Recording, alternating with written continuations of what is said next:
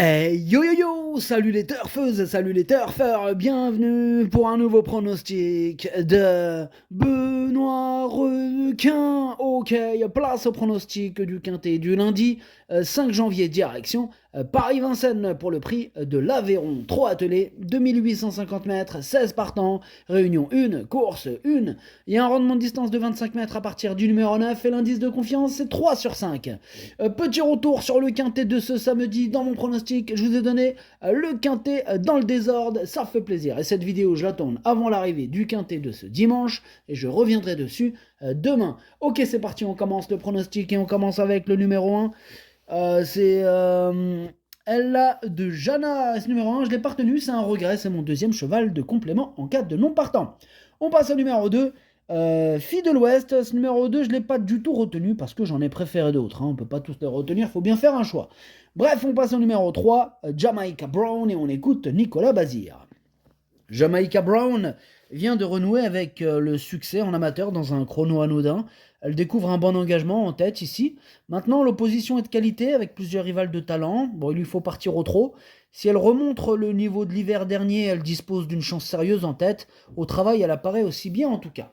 Elle a intérêt à rester au trot, la Jamaica Brown. Hein. C'est bon, là. Les chevaux qui partent au galop, oh, c'est fatigant. Ça m'énerve. Tu sais, quand tu regardes la course, là, tu vois, il y en a, il se met à galoper. Quand tu vois, tu l'as joué, comment t'as le seum. Oh, t'es en mode, ah ouais, tu sais, dès le début de la course, tu vois, vas-y, c'est terminé, t'as envie de. Ah ouais. T'as envie de jeter le ticket par la fenêtre, t'as vu? Ah, c'est incroyable, ça. Ah, ce galopage, ah, c'est fatigant. Enfin bref, j'espère que tu vas rester au trot. Moi, je l'ai mis sur le podium, je l'ai mis troisième en espérant qu'il reste au trot.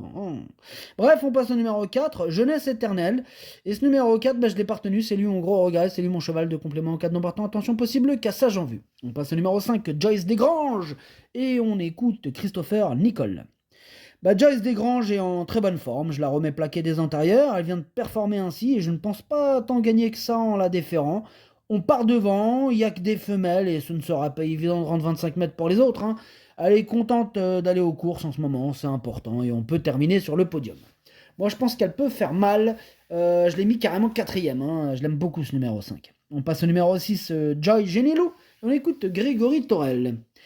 Joy Genilou, il vient de très bien courir face au mâle, sans être heureuse dans le dernier tournant. Elle est revenue bien finir pour se classer quatrième.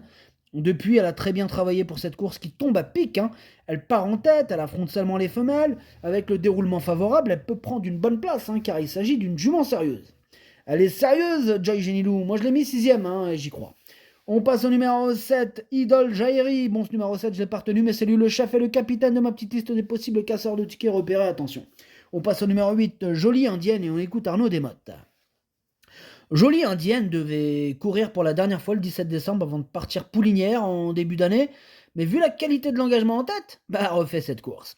Elle évolue en pleine forme, il faut la courir à l'économie pour qu'elle donne sa pleine mesure. Il y a de l'opposition à 25 mètres, maintenant elle est capable d'accrocher une bonne place à l'arrivée.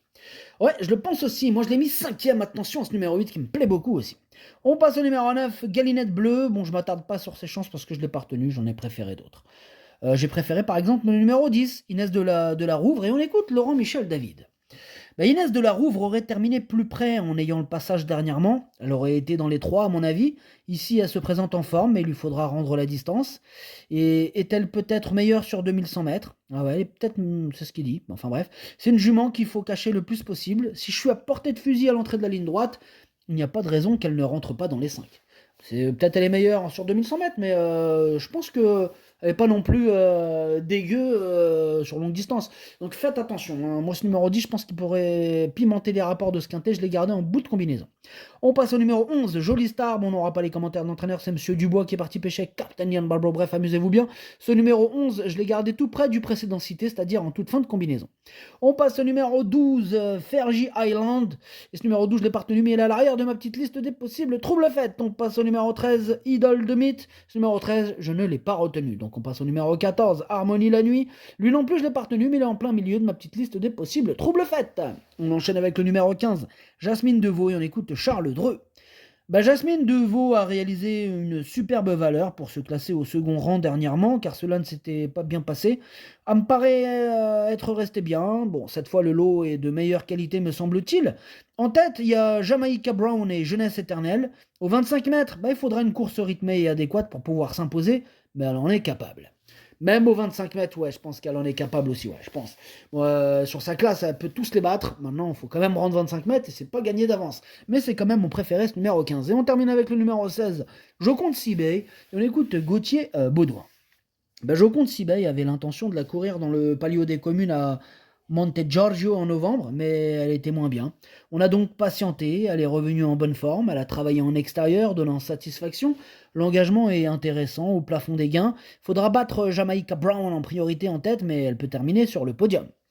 Ouais, tout à fait d'accord. D'ailleurs, moi, c'est ce numéro 16 que je vois batailler pour la victoire avec le numéro 15 et le numéro 3. Moi, je l'ai mis deuxième. Le pronostic, ça donne 15, 16, 3, 5, 8, 6, 10, 11. Merci d'avoir suivi cette vidéo. N'hésitez pas à mettre un pouce bleu si la vidéo vous a plu.